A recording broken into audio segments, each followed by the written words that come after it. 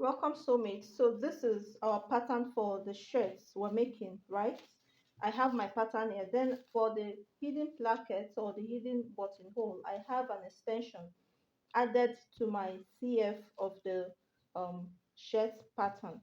Now remember that this is just going to be for the buttonhole, not where the button is going to be fixed. This is for the right hand side of the front shirts, okay? That is where this extension is going to be. The other side is going to be normal extension. So what I'm going to do is to mark 1 inch out for my extension of the button or the button hole area. I'll mark 1 inch out. So once I mark the 1 inch, from there I can now mark other things that I need to mark. So once I mark 1 inch here, remember you can have 3/4 of an inch. The next thing I'm going to mark, the next line I'm going to mark is 1.5 inch. I'm going to mark 1.5 inch. By the time we're done, you're going to understand why it is 1.5 inch or half inch bigger than the previous one. I'm going to rule.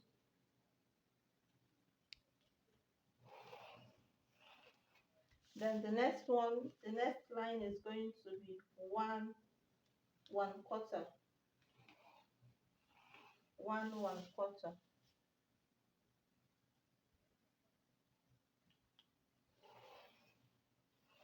The next line is going to be another one quarter.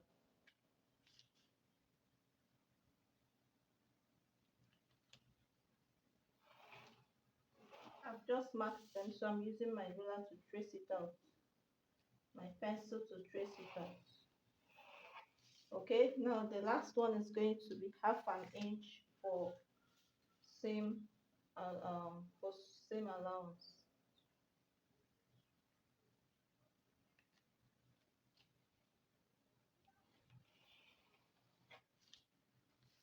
Okay, so how many lines do we have here?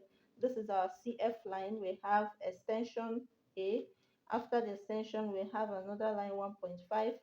We have another one 1. 1 1/4, 1.25. We have another one 1.25, and then half an inch. Okay, so that's how you're going to mark yours. 1 2 3 4, then the extension making it 5.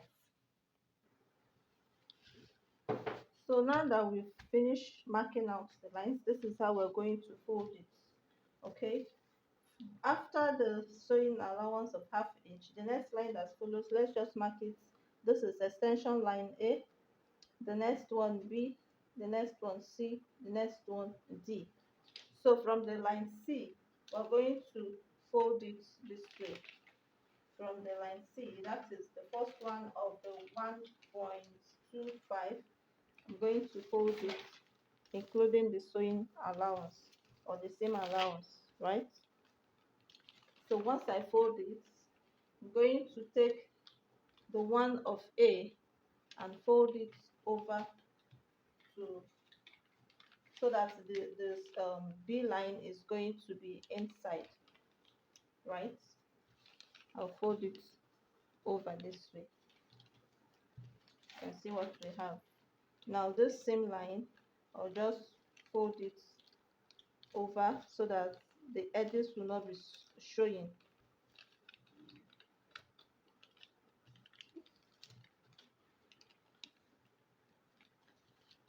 This is the reason why the lines will have to be wider than the extension. Okay, so now you can decide to top stitch on this CF line and decide to top stitch to hold it down, and only here will be showing this way.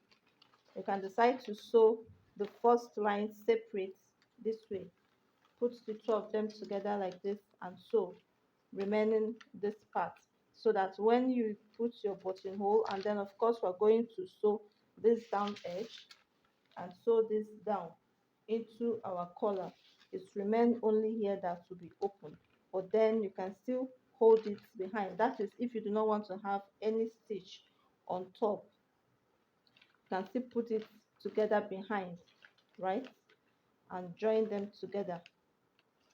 But to be on the safe side, if you don't want it to continue opening, you just have to top stitch on this CF line, and the buttonhole is going to be done on the inside, not on the outside. It's going to be done inside. So this part will be used to cover it when you button. The button will not be seen, the button will be inside there, and this placket will cover it.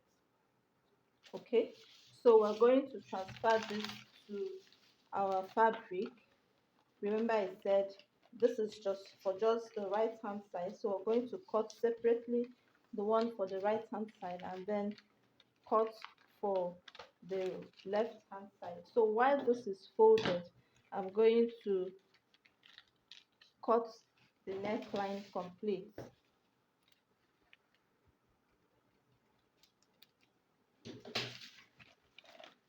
Okay, so I'll cut the neckline this way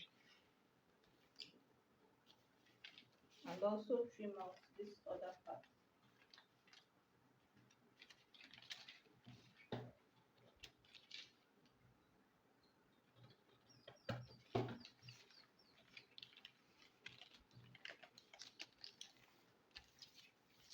So I'll get the fabric and we're going to transfer this to the fabric.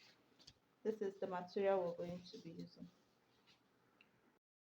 So here now I've transferred the pattern to our fabric. Like, this is just one part like I said before, and I've transferred the lines to the fabric. Okay, so you need to mark out all the lines so that it will be easy to identify where the fold is going to start and where it's going to end.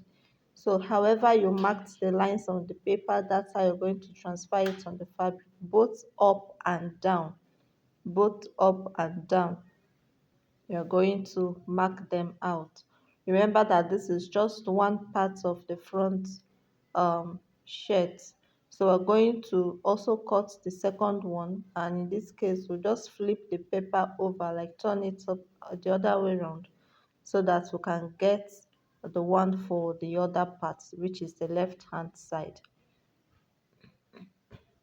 Okay, so however I marked on the lower part, that's how I'm going to mark on the upper part to align together.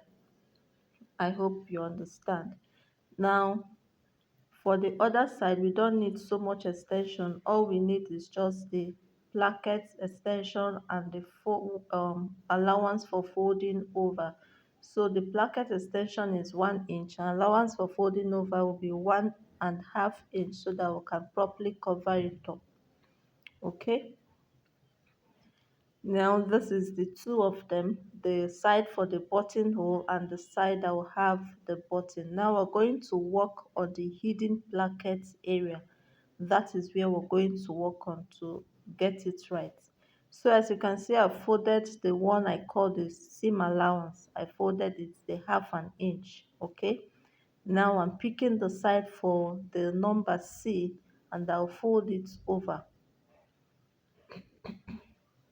So I'll fold it over and iron it properly, just the same way we've folded it on the paper. That's how I'm going to fold it, nothing different. So I'll pick the other side and overlap it, the extension, okay, the placket extension, and overlap it on the part that we picked the first time.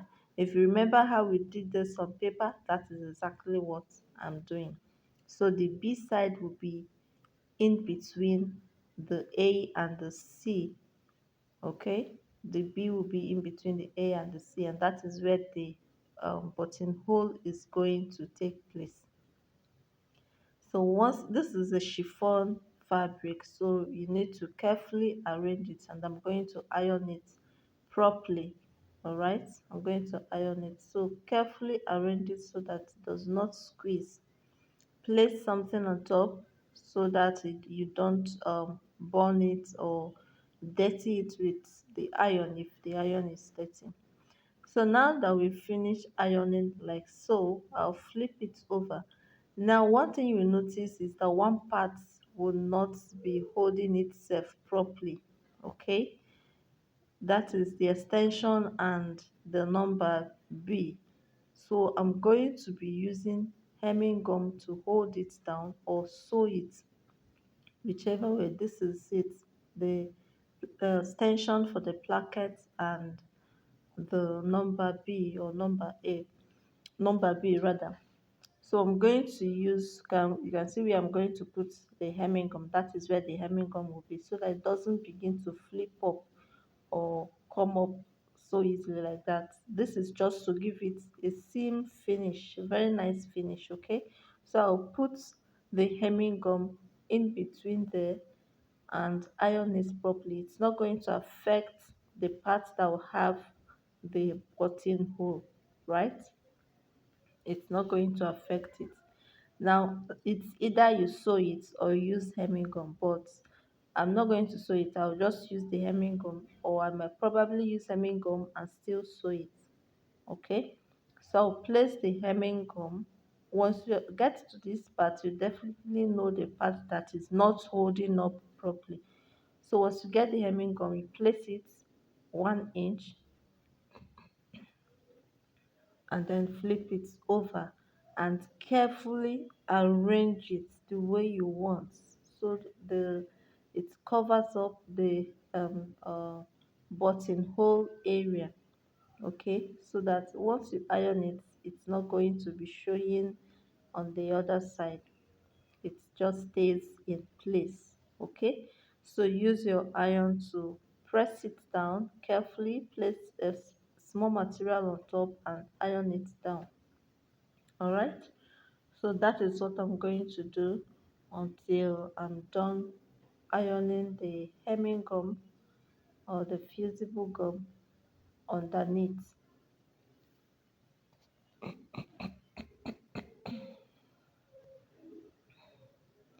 So if you've watched up to this part, 12 minutes is gone. Please kindly subscribe to this channel and we're going to see you in the next video containing the finishing part of the shirt.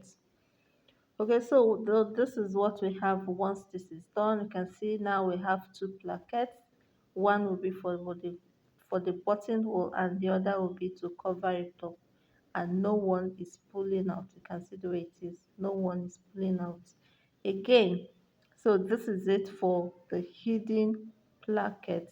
And then we're going to, in between here is where the buttonhole is going to be, and this will cover it. Okay, so after this we're going to finish up with the other parts of the um, placket. The hemming gum is not going to be there. That hemming gum is not going to be there, okay. So we've put the hemming gum where it should be and that's it.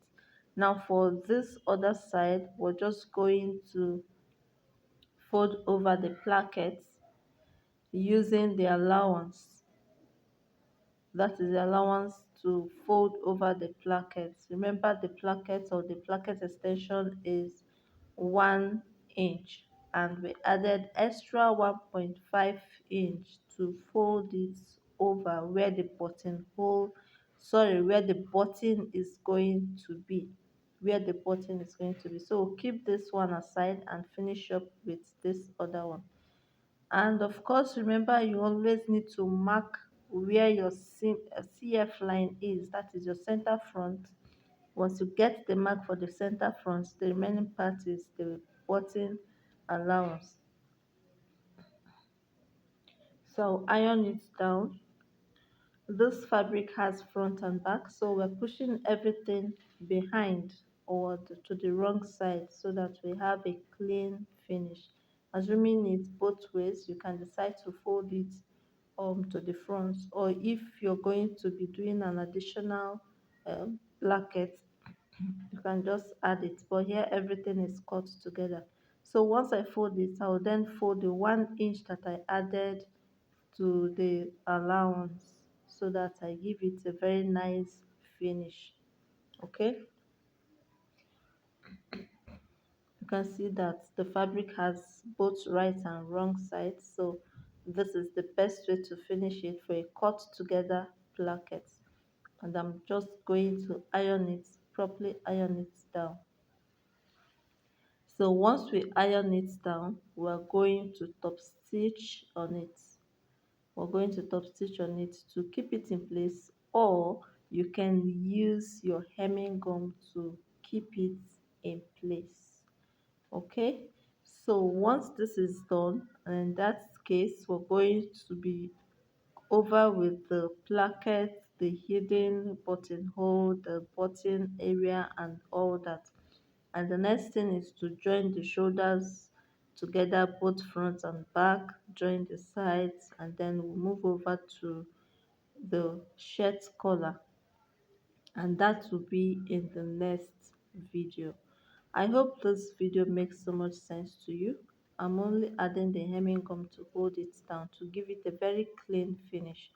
I hope this makes sense. Thank you for watching. Bye.